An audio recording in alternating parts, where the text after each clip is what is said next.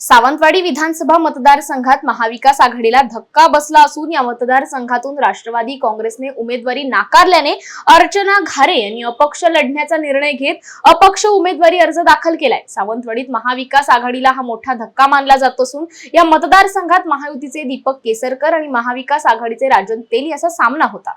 अर्चना घारे या अपक्ष म्हणून रिंगणात उतरल्याने महाविकास आघाडीसमोर अडचण निर्माण झाली आहे। जनतेच्या भावना लक्षात घेऊन आणि त्यांचा आदर करून आज सावंतवाडी विधानसभा मतदारसंघामधनं अपक्ष उमेदवारी आज मी दाखल करत आहे।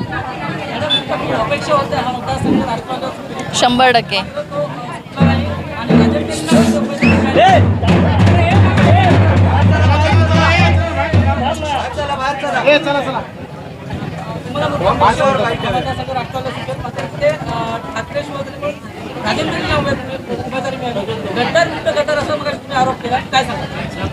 आम्हाला सर्वांना अपेक्षा होती की महाविकास आघाडीमधून एखाद्या निष्ठावंतांना मिळालं असतं तरी चाललं असतं, अशी सगळ्यांची अपेक्षा होती, पण सगळ्यांचा निराशा झालेली आहे।